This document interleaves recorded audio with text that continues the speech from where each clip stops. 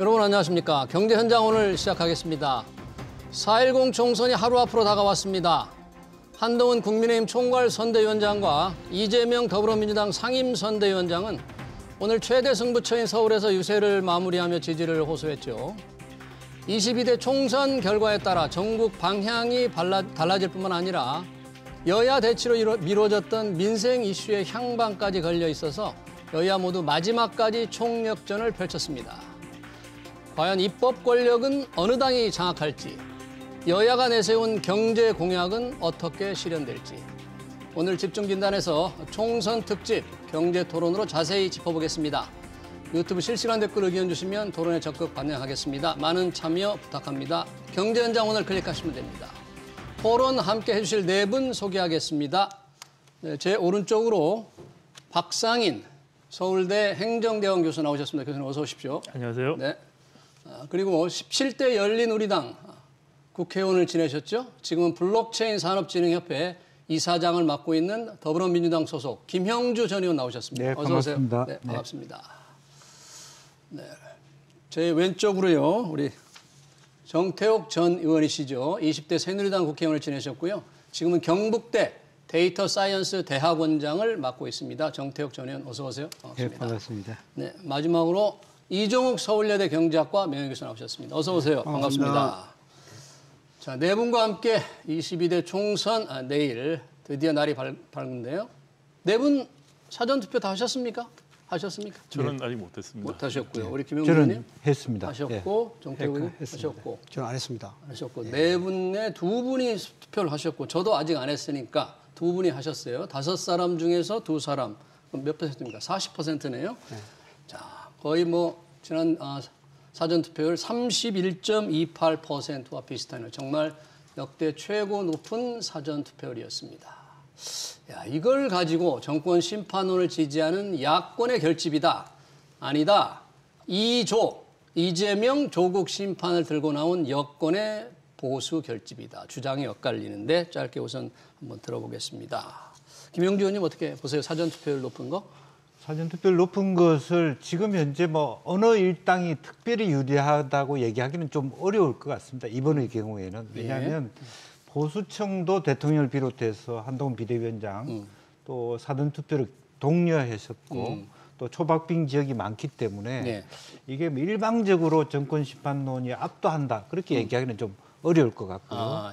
다만 재동포 투표율조차도 62.8% 정도 됐다라고 하는 것은 물론 표수 자체는 10만 표도 안 됩니다만 그것이 국내외적으로 이번 선거에 대한 현 정권에 대한 따가운 시선이 그 안에 묻어 있다고 생각하고 압도적으로 민주당이나 야권이 이롭다고 말할 수 없지만 어쨌든 말하자면 정권 견제론이 약간 힘을 받고 있지 않느냐. 여러 가지 여론조사 결과들을 종합해 보면 그렇게 저는 평가하고 싶습니다. 높은 게 그래도 정권 견제론이 조금 힘을 받고 있다. 정태욱 의원님 좀 동의하십니까?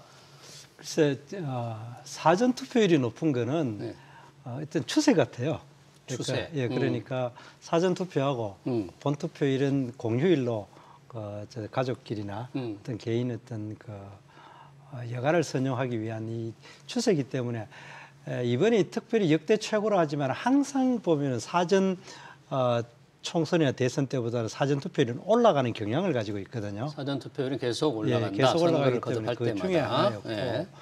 그다음에 아까 김영주 의원님께서 실제로 정권 심판에 대한 국민들의 불만 때문인지 아니면은 야당의 그 극심한 입법 독주에 대한 견제인지 그는 진짜 까봐야 아는 게 아닌가 그런 생각을 합니다. 네, 총선만큼 예측이 참 어려운 선거도 없다 그러는데 두 분께 다시 한번 만약에 사전투표도 중요하지만 내일 본투표해서 총투표율이 중요할 텐데 총투표율이 어느 정도냐에 따라서 여야에게 조금 유불리가 달라지죠. 대략 어떻게 보세요?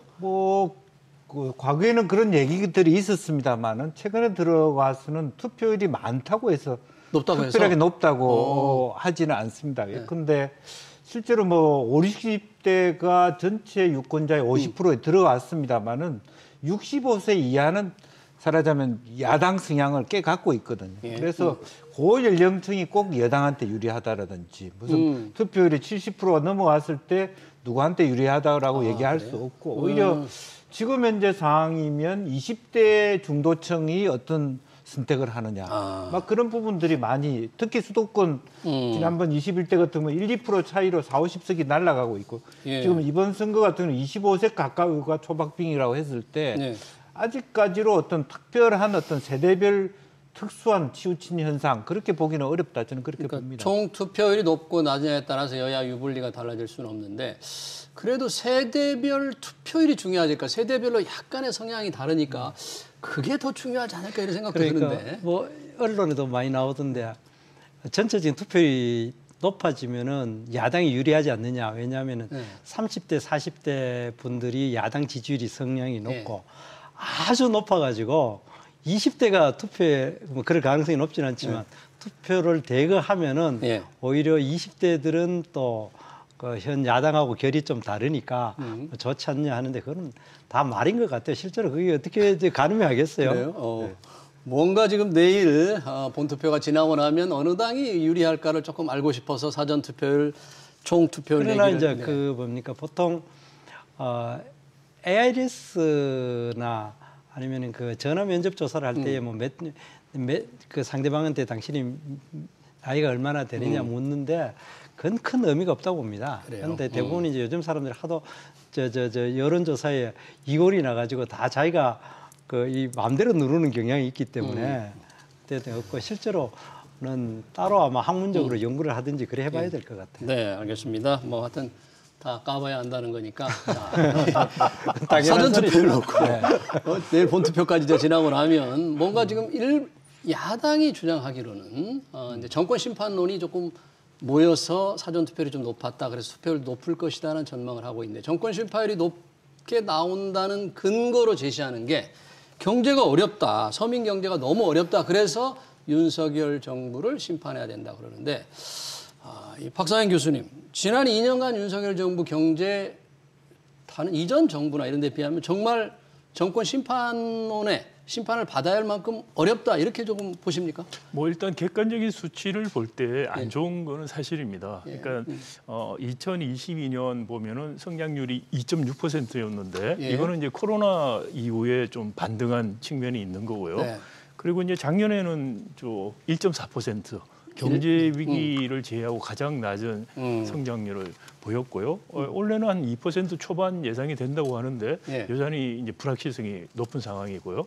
또 물가도 보면은 2022년 7월에 소비자 물가가 6.3% 최고치를 찍었습니다. 그러다가 이제 한 1년 지나면서 2%대로 내려왔다가 다시 작년 8월부터 3%대로 올라갔어요. 그리고 거의 유지되다가 1월에 2%대 한번 내려갔다 2, 3월에 다시 3%대를 유지하고 있기 때문에 성장률은 높고 물가는 상대적으로 굉장히 높은 그런 상황이기 때문에 결국 서민들이 느끼는 경제적인 현실은 굉장히 안 좋다. 그러니까 1차적으로 정부에게 책임이 있다라고 충분히 생각할 수 있다고 생각하고요. 두 번째는 최근에 이 선거를 앞두고 올 2월, 3월에 신선 물가들이 굉장히 많이 올랐습니다. 뭐 사과 대표적으로 이야기를 하는데요. 신선 물가가 굉장히 오른데 대통령께서 대파 들고 대파 값이 얼마다라는 뭐 잘못된 정보를 국민들에게 말씀을 하시면서 오히려 이 현실에 대해서 대통령이 파악도 못하고 있지 않느냐. 오히려 그리고 또 물가 이슈가 더 큰 정치 이슈로 부각시켜주는 그런 효과도 있었다고 생각이 됩니다.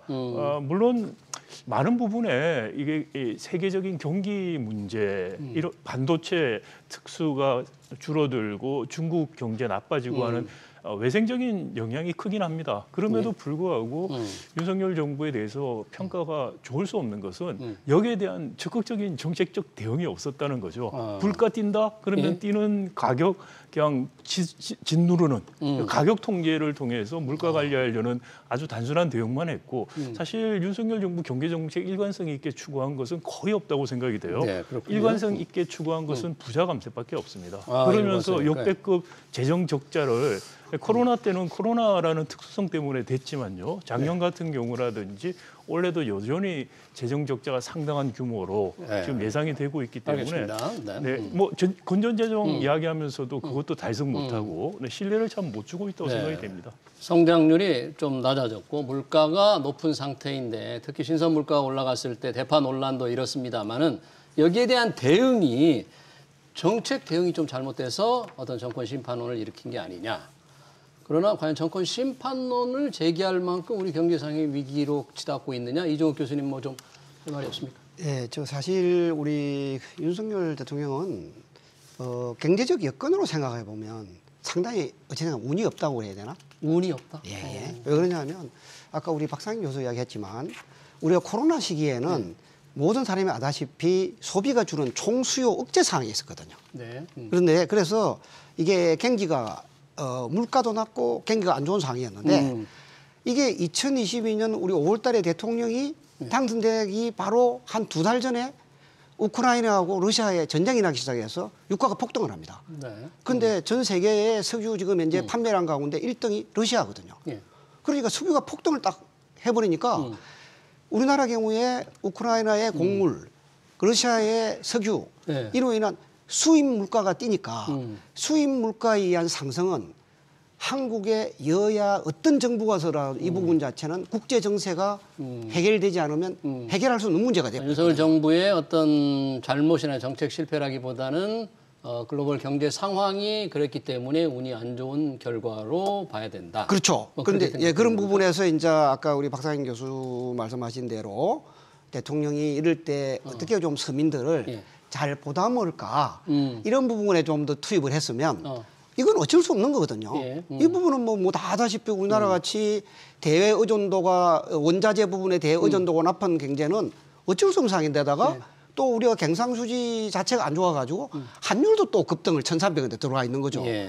그러니까 이게 수입 물가가 높아지면 생산자 물가가 높아 생산자 물가가 되면 이게 소비자 물가로 이렇게 하다 보니까 이게 이제 근원 물가도 우리 이제 식료품 때문에 이제 문제 생겼는데 이 식료품 관련돼 가지고 사과값 비싼 거에 대해서 이 정부가 농림부에 있는 담당자들이 제대로 디펜스를 못 해요. 제가 방어를 못했고 왜냐하면 이게 대책을 못 세웠다. 예, 예산 같은 데 가보면은 기후가 변해가지고 가거 농사가 잘 안 돼요. 이 사과 농사가. 네. 그러면 그런 거에 대한 대책이 있어야 되는데 그런 대책이 없이 또 사과가 비싸다.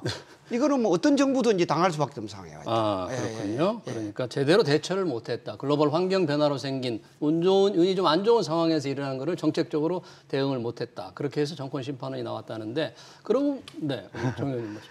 근데 그 이제 제가 생각하기에 정권 심판론이 경제 때문이라고는 생각을 안 해요. 지금 윤석열 정부의 뭐 여러 가지 측면인데 그것보다는 그런데 이제 경제 측면만을 봤을 때야 가장 중요한 거는 이종욱 교수님께서 이야기했듯이 실제로 국제 상황 경이 안 좋아요. 반도체 가격이 하락하고 중국이 그 세계 이제 공급망에서 지금 빠져나가다 보니까 이제 중국이 이제 역할이 저렴하게 물가를 공급하던 역할이 없어져 버렸고 그다음 우크라이나 전쟁과 러시아 때문에 저렴하게 공급하던 이제 유가가 높아졌는 이런 상황이기 때문에 우리나라가 굉장히 어렵습니다. 그런데 그거를 사실 나는 윤석열 정부에 대해서 비판적이었는 것 중에 하나가 그거를 개별 물가를 자꾸 억눌러 가지고 하려고 하는 거는 잘못됐다고 생각을 하고 그러나 윤석열 정부가 잘했는 거는 국가의 그 근본적인 이제 경제 잠재 성장률을 높이기 위한 투자를 활성화시킨다든지 그다음 그 예를 들어 탈원전을 한다라든지 탈원전 그 투자를 활성화시키기 위해서 뭐 그거를 자꾸 대기업을 옹호한다고 하지만은 대기업들과 해가지고 대규모 투자를 계속 하고 있는 것이 지금 효과를 발휘하고 있거든요. 그래가지고 벌써 수출도 올래 들어가지고는 계속해가지고 수출 증가율이 높아나고 그리고 또 항상 그렇습니다. 사실 보수 정권 이전에 이제 그 진보 정권입니까? 좌파 정권 때 경제를 그냥 막 돈을 써가지고 경제를 좀 엉망으로 만들어놓고 좋은 시절 다 보내고 보통 보수 정권이 받아가지고 엉망인 거를 살려놓고 그다음에 또 이제 그 뭐 좌파 정권 넘겨주고 이게 됐듯이 이번에 그 이 윤석열 정부도 사실상 전 정부 때의 소득주도 성장이라고 해가지고 과도하게 임금이나 노동시간 임금을 높이고 노동시간을 단축시키고 탈원전이라 하고 이런 것들을 이제 바로잡는 역할을 지난 2년을 했기 때문에 그런 효과는 지금부터 한 3년 후에 이 정권이 끝날 때쯤 되면 경제 성장률로 나타나리라 생각합니다. 예, 알겠습니다. 예, 생각합니다. 그러니까 정권 심판론이 나왔다고 하더라도 그게 경제 때문만은 아닐 것이다. 윤석열 정부가 투자를 살리고 탈원전을 뒤집으면서 뭔가 이 탈원전 정책을 하면서 굉장히 근본을 조금 바꾸는 그런 노력을 했기 때문에 결과가 조금 3년 정도 지나면 좀 나타날 것이다. 그렇긴 하지만 또 여론조사 같은 걸 보면 조금 이 윤석열 정부에 대한 비판은 좀 있는 것 같죠? 그렇습니다. 그러니까 국민들이 체감하는 경제에 있어서는 설명이나 소통이 턱없이 부족하다.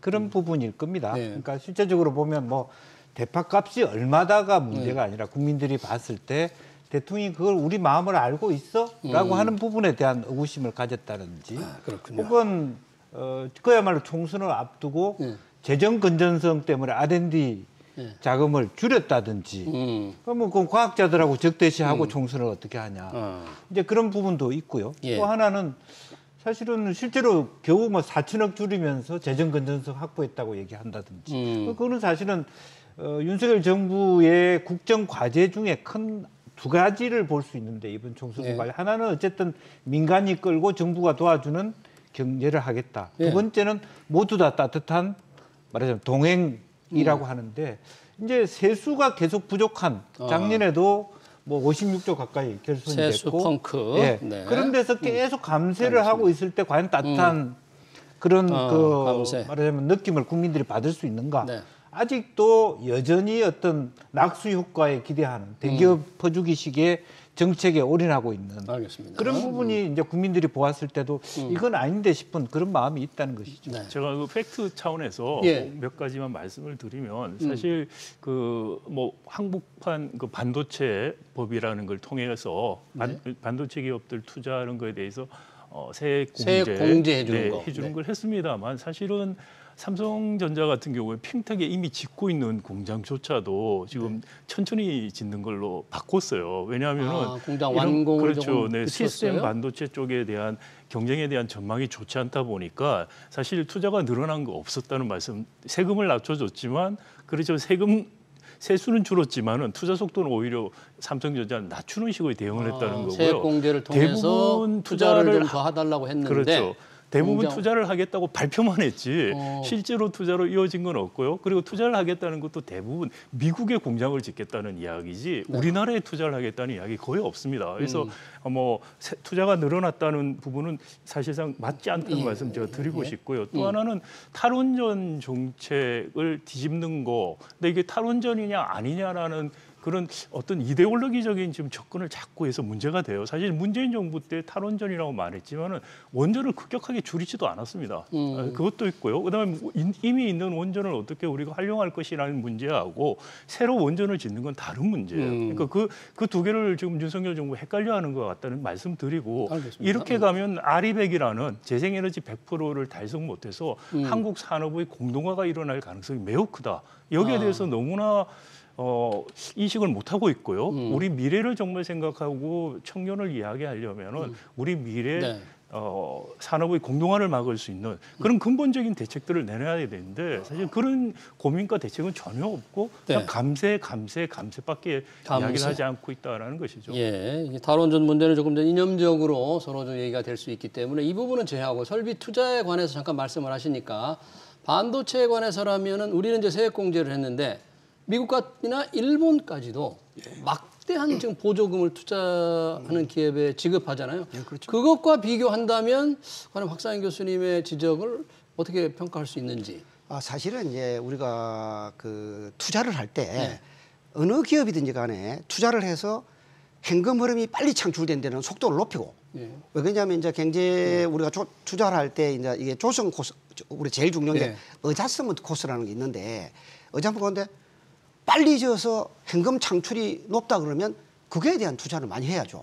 지금 현재 이제 그 혹시 가보시면 모르지만은 텍사스에 있는 테일러 공장 같은 경우에는 삼성전자? 훨씬 삼성전자가 앞으로 테일러 공장의 몇 배가 될 수 있는 기반 시설 있잖아요. 예. 그 토지하고 이런 것 등등이 다 준비되어 있어요. 네. 우리나라의 지금 현재 용인 지역은 네. 토지를 닦아야 되잖아요. 한번 가보시면 텍사스 정부에서 앞으로 당신들 이 공장 확장할 수 있는 만큼 그러니까 쉽게 그냥 말하면 기업들에 대한 투자 지원과 투자 환경이 우리나라보다 미국이 워낙 좋다, 우리가 그렇죠. 좀 부족하다 뭐 그런 그러니까 얘기네요. 훨씬 속도를 낼 수 있는 환경이 딱 구축되어 있어요. 그렇군요. 그 자체가. 그거 사실 알겠습니다. 잘못된 사실이고요. 제가 사실 말씀드리지만 TSMC 같은 경우도 미국에 좀 투자를 많이 합니다. 예. 미국 정부가 칩스 액트라는 반도체법을 통해서 보조금을 주는 것을 감안하더라도 TSMC 회장이 뭐라고 그랬냐면서 대만에 공장을 짓는 것이 미국에 짓는 거에 비용 따지면 80%밖에 안 든다고 그래요. 그런데 대만에. 미국에서 서플라이망, 공급망 재편 때문에 짓게 하는 것 때문에 어쩔 수 없이 가서 짓는다고 이야기했어요. 삼성전자도 마찬가지입니다. 그런데 더 중요한 건 뭐냐면 최근에 맥킨지 보고서에서 이야기한 게 뭐냐면은 반도체 공장 그린칩스라는 이야기를 하는데요. 네. 반도체 공장 입지에서 향후 가장 중요한 요소 중에 하나가 아리백을 할 수 있느냐라는 거라는 아리백, 겁니다. 재생에너지 근데 우리는 100%. 아리백을 할 수 있는 요건이 없어요. 그러니까 텍사스에 가서 짓는 삼성 공장 다 아리백하고 있습니다. 근데 국내에서는 삼성전자가 재생에너지 사용하는 비율이 3%밖에 안 됩니다. 알겠습니다. 그게- 잠깐만요. 정태구 의원님께서 말씀 주시니까. 네. 근데 그 아까 박 교수님께서 이야기하신 거는 미국은 땅값은 살지는 몰라도 인건비가 되게 비쌉니다. 그러니까 TSMC가 미국에 투자를 하면은 흑자를 내기 힘들어요. 그러니까 정부가 엄청나게 돈을 줘가지고 공장을 짓게 하는 거예요. 그 말은 정확히 지적을 맞는데, 그럼 우리는 어떻게 되느냐? 우리는 평택에 공장을 지으려고 하면 거기는 그 전기를 끌어오고 물을 끌어오는데 굉장히 많이 들고 공장 틀을 닦는데도 많이 돈이 드니까 정부가 지원을 해야 되는 거예요. 그런데 그거를 지금 계속 지금 야당이 부자 감세라고 비난하고 법을 못하게 하고 이렇게 됩니다. 그렇기 때문에 우리는 대기업들이 투자를 하게 해줘야 되는데 이거를 지금 오늘의 주제가 이거 선거지 않습니까? 네. 이 야당들이 그걸 못하게 한다는 겁니다.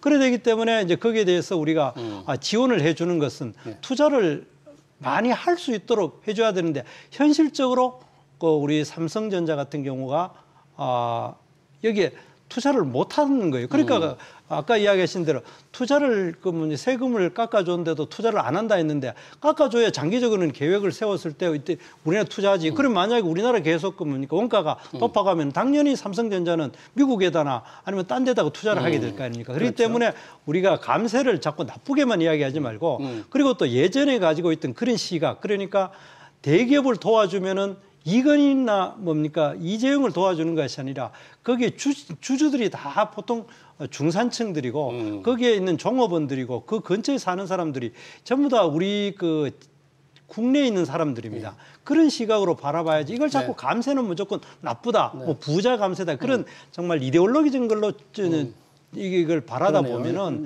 핵심을 못 보시는 거예요. 자꾸 잠깐만요. 팩트에 맞지 않는 네, 말씀을 하셔서 윤석열 제가 한 정부의- 가지만 지적을 드리면 아닙니다. 윤석열 정부의 감세에 대해서는 이제 우리 정태구 의원께서 이제 기업들이 좀 적극적으로 투자하고 싶어도 땅을 조성하고 물을 대기도 없어서 제대로 공장을 확장을 못했다, 짓지 못했다 그러면서 좀 적극 지원을 해야 되는데 지원되기 어려운 형편이고 그게 야당의 이제 좀 견제나 야당의 발목이 더 적극 지원해야 되니 못하겠다. 뭐 그런 네, 주장이신데. 근데 저기 팩트가 아닌 말씀을 뭐 어떤 게 하셔서 팩트가 제가 잘못된 첫 번째는 반도체법이라는 거 작년에 국회에서 통과됐습니다. 예. 민주당도 동의해서 통과가 됐고요. 세액 공개 확대해 주는 거. 네네. 그리고 문제는 뭐였냐면 거기서 최소한 새로 짓는 공장에 대해서 세액 공제를 주면 되는데 기존에 이미 투자해서 진행하고 있는 평택에 있는 공장 같은 경우는 이미 조성해서 진행하고 있습니다. 공사가. 그것까지 다 줬다는 것 때문에 비판을 많이 받았다는 알겠습니다. 말씀을 드리고 네. 그다음에 중요한 입지에 중요한 것은 아리백을 할 수 있느냐. 용인에서 아리백도 안 되고 전기 용수에 대한 계획도 없습니다. 이것은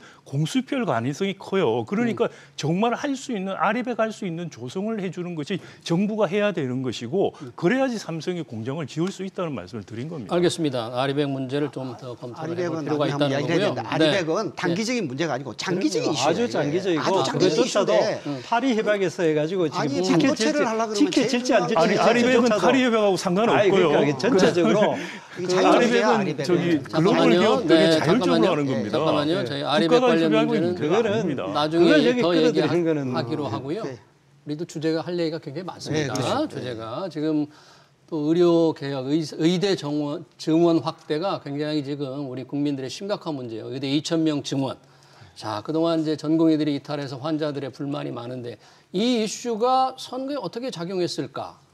지금 정부가 또 이 방침이 약간 오락가락하는 듯한 느낌도 드는데 우리 김형주 의원님 보시기에는 이 문제 국민 생활에 직접 관련된 아주 중요한 건데 혹시 여야의 유불리를 따져본다면 어떻게?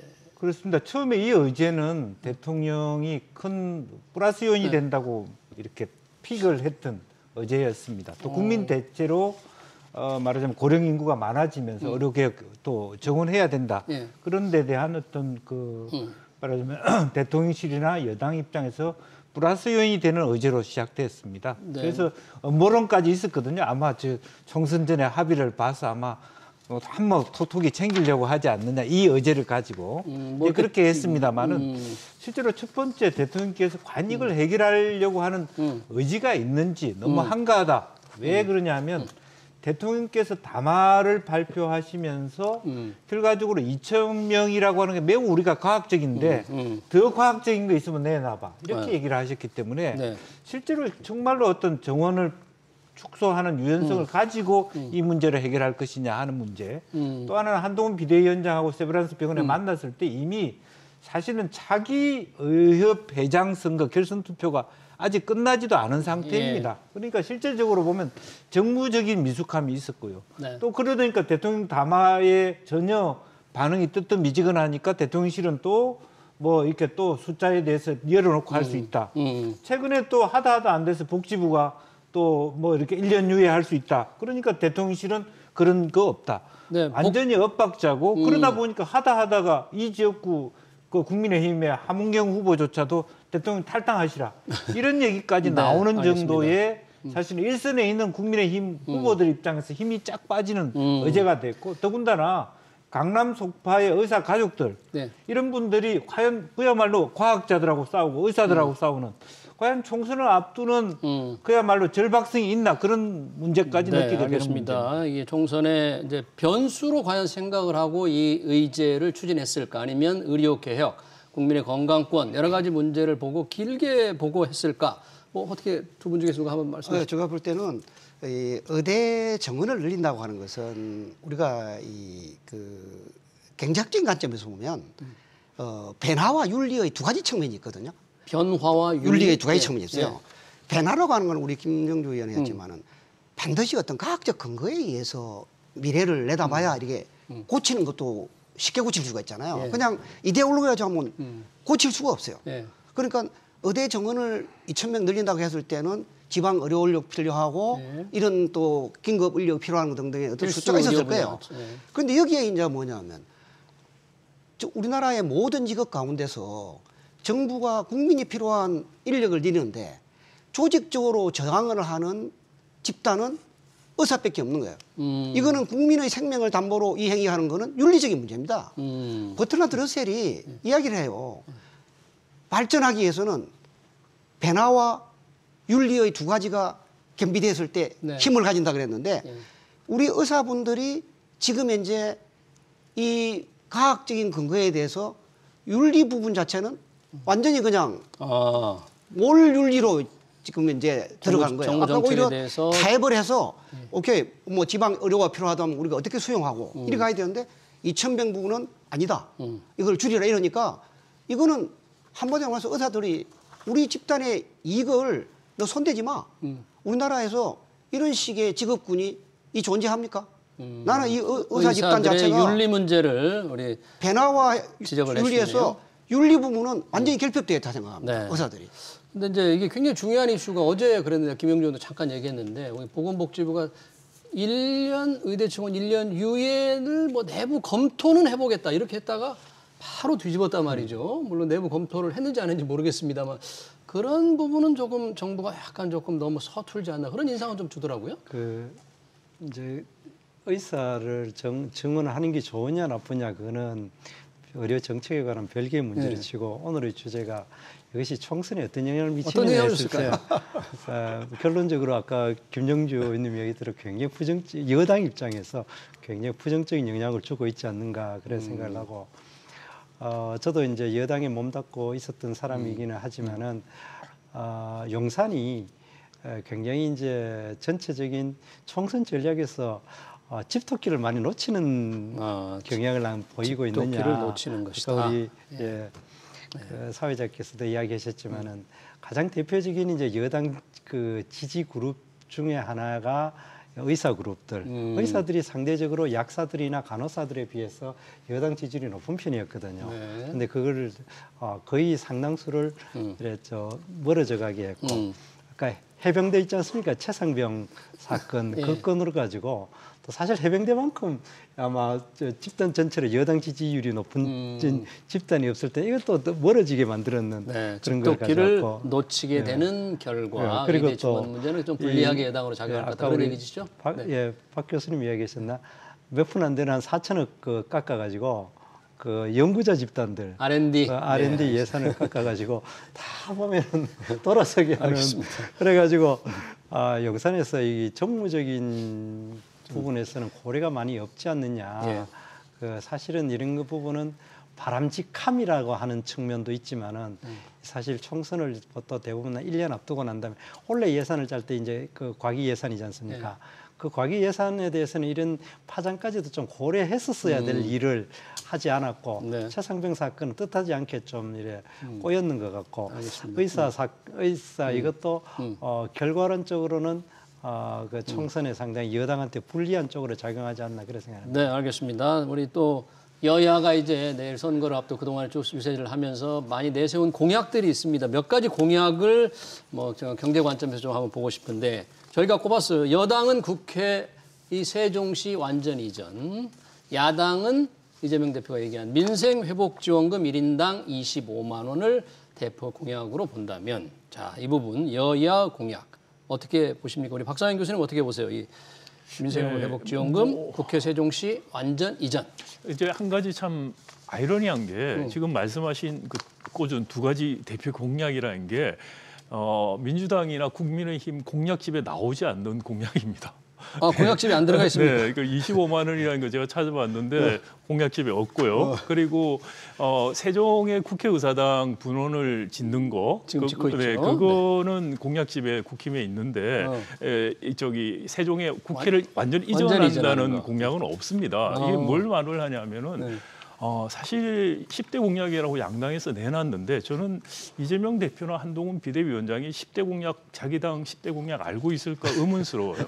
근데 그야말로 빌공짜 공약이고요. 그 공약에 수많은 재정 지출이 요구되는 게 있는데 재정 소요에 대한 계산이 전혀 없습니다. 이처럼 무책임한 정당이 이런 거대한 당들이 그리고 국가로부터 수십억을 매년 연구원 운영비로 받는 정당이 이처럼 무책임한 짓을 할 수 있다는 거 정말 경악스럽고요. 양당 모두 그렇다는 그렇습니다. 얘기죠. 국민들에게 공약집을 읽고 투표하십시오라는 말을 한다는 게 부끄러울 정도입니다. 그래요. 공약에 대해서 후보자들도 저는 전혀 모른다고 생각하고요. 그리고 현장을 다니면서 그때 즉흥적으로 뭔가 이거 하나 누르면 표 될 것 같다.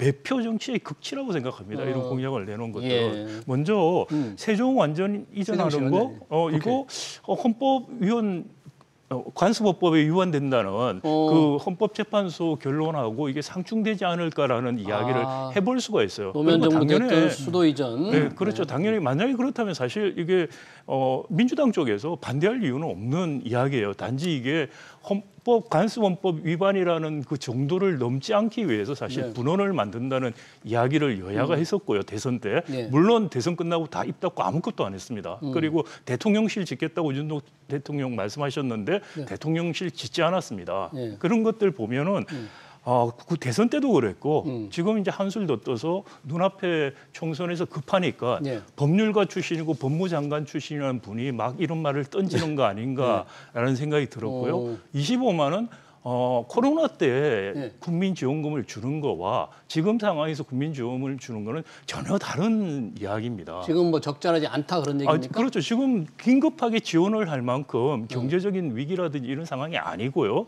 그리고 물가 같은 것들 지금 이야기를 하면서 또 25만 원 더 준다는 거 얼마나 물가를 자극할 거는가 양적인 문제도 있지만 여러 가지 경제 상황으로 봐서 이게 과연 적절하냐. 예를 들어서 국힘에서 뭐 부가세를 한시적으로 인하하겠다, 반으로 물가 깎아준다. 낮추기 위해서. 그것도 정말 황당한 이야기고요. 네, 그리고 세금 깎아준다는 이야기 아니 돈 지출을 늘려주겠다는 식으로 받아친 건데 이건 뭐 반장 선거 같은 반장 느낌이에요. 선거 이게 수준으로 무슨 대한민국 어이없다. 국회의원 선거에서 여야의 대표와 그 비상대책위원장이라는 분들이 주고받는 그리고 총선 막판에 이런 걸로 호소를 한다는 것 자체가 비극이라고 생각이 됩니다. 알겠습니다. 우리 이종욱 박상현 교수님을 여야의 정책 의장으로 경제적인 관점에서 이종욱 교수님 이 25만 원 지원금에 대해서 우리 박 교수님도 상당히 지금은 그럴 때가 아니다. 위기가 아니다. 그런데 이재명 대표는 25만 원 얘기하면서 경제 심폐소생술이다 이게 경제를 살려야 된다. 그 필요성을 강조했거든요. 예, 예. 그런데 금방 우리 이재명 대표께서 그 선거 유세하시면서 정의 관련된 이야기를 했는데 정의. 예, 예. 플라톤의 정의론에 의하면 이분 이렇게 하면 안 돼요. 플라톤 정의론에 의하면 가장 그 정부가 해줄 수 있는 가장 좋은 것은 뭐냐? 각자가 자기 일을 열심히 하게 해서 네. 파일을 크게 하고 이제 그다음부터 아담 스미스의 이론입니다. 그대로 갑니다. 파일을 크게 해가지고 국민들이 노동소득과 부를 많이 가져가면 세금을 더 많이 가져가고 예. 이 선순환이 작용하게 하는 것이 사회로 정의로운 건데 25만 원을 가지고 일자리가 창출됩니까? 경제 성장 이론입니까? 그럼 25만 원은 소비를 좀 늘릴 수 있다. 소비를 물가 때문에 지금 너무 힘드니까 소비를 그러면 늘리고. 이제 우리 인플레이션이나 소득주도 성장으로 정부가 지출을 증가시켜야 되는데 네. 정부 지출 신금이 아까 우리 박 교수 얘기한 대로 지출이 늘어나면 이게 인플레이션 효과는 어떻게 가는 거냐? 네, 그런 그런 걱정. 측면에서 보면 25만 원은 지난번 우리 선거 국민 코로나 지원금 때문에 워낙 이익을 많이 봐가지고 네. 그때 뭐 우리 뭐 김 의원님 동의할지 모르지만 그 코로나 지원금 가지고 국회의원 석을 샀다는 거 아닙니까? 181석. 그런 것에 맛을 봐가지고 압승을 했죠. 그 맛을 봐가지고 하는데 모르지만, 네. 지금 이제 국민들이 그 25만 원에 과연 그렇게까지 할까요? 나는 그거는 이 경제를 뭐냐면 다 양당이 뭐냐면 미래 성장과 민생 회복하겠다는 그 취지에 전혀 맞지 않는 그 약속이었다고 알겠습니다. 생각합니다. 저는 저 교수님 지적에 동의를 하면서요. 네. 그럼에도 불구하고 선거라고 하는 것은 이제 자기 유권자들을 자기 표에 찍게 만드는 요소다라고 하는 건데 사실 이번 선거처럼 대통령과 여당이 대놓고 공약을 막 사전 선거 앞날까지 하는 그런 경우는 못 봤습니다. 네. 그동안에 지금 여러 가지 110대 국정과제 중에서 제일 많이 얘기했던 게 GTX, 뭐 SOC 예. 투자를 예. 엄청나게 예. 막 몇십조 들어가는 걸 막 해주겠다고 얘기를 하니까 네. 차라리 그걸 할 바에야 13조 들어가는 25만 원 주는 것이 훨씬 여러분 사과라도 하나 사 먹는 게 낫지. 국민들이 봐서는 다 잘 되면 좋죠. 네. 근데 임기 안에 할 수도 없고 네. 재정 지출 줄이겠다고 하면서 전혀 앞뒤가 안 맞는 그런 공약을 해대니까 어떤 면에서는 포퓰리즘 비판을 받으면서도 차라리 이거라도 해주라. 그런 요소가 있었고 오히려 그 두 가지를 보면 둘 다 정합성에 떨어진다고 보면 국민 입장에서는 사과 하나로 사 먹을 수 있는 요소들을 훨씬 더 마음에 가깝게 담았을 수 있다. 저는 그렇게 생각이 듭니다. 네, 우리 정태호 의원님 뭐 한 말씀 하시죠. 아마 그 이야기를 이야기하시는 것 같은데 윤석열 대통령이 이제 지역 그 주민과의 뭐 토론인가 민생 토론회 민생 토론회 지역 가지고 돌아다니면서 열몇 회 하면서 여러 가지 했는데 그거를 이제 뭐 900조를 그 공약했다고 이재명 대표가 비판하는데 그거는 실제로 그리고 앞으로 추진하겠다는 거하고 실제하는 거하고 굉장히 차이가 있습니다. 무슨 말이냐면 어떤 그 사태가 이제 25만 원 나눠주겠다, 13조 원은 당장 그냥 1년 이내에 현금이 뿌려지는 거고, 네. 그리고 그 뭡니까 가덕도 공항 열심히 하겠다, 대구 TK 공항 열심히 하겠다, GTX 하겠다라는 거는 이 어떤 국가의 어떤 경제 시스템에 따라가 하겠다는 거기 때문에 네. 당장 900조가 오늘 당장 풀리는 것도 아니고. 그래도 나도 그게 이제 뭐 아주 좋다고는 생각하지 않는데 네. 그러니까 900조를 여들이 풀겠다고 막 이야기했으니까 우리는 오늘 원래 당장에 이제 1인당 그 4인 가족으로 그 이제 100만 원씩 풀겠다 하는 거하고 그거를 같은 것으로 해가지고 같이 양비론으로 간다라는 정책론으로 그럴 수 네, 있는데 알겠습니다. 네. 지금 제가 이제 카드론 대출 잔액이 39조가 넘어요. 카드로. 그 정도로 서민들의 삶이 절박하다. 그러니까 25만 원도 좀 지금 카드 깡을 하면서 몇몇이 한 달 한 달을 살아가고 근데 있는 그거를 예를 그런 절실성을 현 정부가 전혀 실감하지 못하고 뭐 있다. 현 정부를 비판하는 건 좋은데, 예, 그건 좋은데, 그리고 카드 깡이면 39조 원 있는 거는 해결해야 될 문제지만 그렇다고 해서 이 한 가구당 100만 원씩 나눠줘가지고 네. 카드깡 39조 원이 해결되냐? 알겠습니다. 그것도 또 다른 문제니까. 예, 알겠습니다. 저 한 가지만 좀 보태서 말씀을 예. 드리면 예. 사실 민주당이 지금 거의 사실 180석으로 시작을 했었던 거대 야당이고 점전의 집권당입니다. 그리고 지금 국민의힘이나 윤석열 정부 굉장히 잘못하고 있으면 대안을 좀 더 제시를 해야 돼요. 정말 우리는 이렇게 할 것이고 할 거리지 이렇게 하면 제일 우리 큰 문제, 근본적인 문제부터 당면한 문제 해결하겠다는 대안을 제시해야 되는데 그 대안이 아니고 지금 말씀하신 것같이 아주 감정적으로 그렇게 25만 원이라도 주는 게 낫지 않느냐는 식으로 접근한다는 것은 지금 제1당 그리고 앞으로도 제1당이 될 가능성이 큰 당인데 그런 모습은 아니다. 네, 우리 박사님, 민주당이 그런 네. 모습을 보이면은 예. 이번 선거에서는 윤석열 정부 때문에 이길 수는 있지 몰라도 다음 기약하기 어렵다고 저는 네, 생각합니다. 박사님 교수께서는 이제 이재명 대표 1인당 25만 원 자체가 좀 잘못됐다. 야당으로서 좀 제대로 책임 있는 모습을 보여야 되는데 그런 주장을 할 수 있느냐 그런 얘기시고요. 또 하나의 공약 중에서 좀 관심을 많이 끄는 게 이제 자본시장 관련 공약 중에서 특히 주식 투자자들이 관심이 많습니다. 내년부터 시행 예정이에요. 금융투자소득세입니다. 금융투자 관련 소득이 5천만 원이 넘으면 20%, 3억 원이 넘으면 25%를 물리겠다는 게 금융투자소득세인데 이 부분에 대해서 자 여당은 폐지하겠다, 야당은 안 된다. 그런데 이정욱 교수님은 어떻게 보세요? 이제 자본 폐지하겠다. 네, 내년에 실시 안 하겠다는 거예요. 이렇게 자본시장에 대해서 이 부분에 대해서는 상당히 그 누구도 논란의 여지는 분명히 있는 것 같습니다. 미국 같은 경우에 이제 20%를 매기니까. 그런데 이걸 만약에 정부가 도입하게 되면 폐지하게 되면 내년부터 시행이 폐지하게 되면 자본소득 폐지로 인해 가지고 자본소득세를 만들므로 생기는 입법 내지는 문제를 준비 안 해도 됩니다. 이를테면 내가 만약에 돈을 투자해서 5천만 원 받았으면 20%의 소금을 내야 되잖아요. 그렇죠. 그럼 내가 지금 현재 주식 구자에 내가 지금 한 1억 정도 손해를 보고 있어. 네. 자, 그럼 1억 손해 보고 있는데 나는 5천만 원, 이제 1억은 아직까지 내가 손절을 안 했기 때문에 미실현 손익이에요. 네. 그러면 이 부분 자체를 어떻게 할 것인가에 대해 정부 말을 안 해. 그럼 미국식으로 생각하면 손절을 하면 이 손절은 이 사람이 구자를 평생 유지하는 동안에 그 이익된 부분에서 손절을 계속 만회해 갈 수 있어요. 우리는 평생은 아니고요. 예, 이제 3년인가 5년 기간 동안에 송금 산입 입금하고 그렇게 돼가 있잖아요. 계산하게 돼 있습니다. 그러니까 네.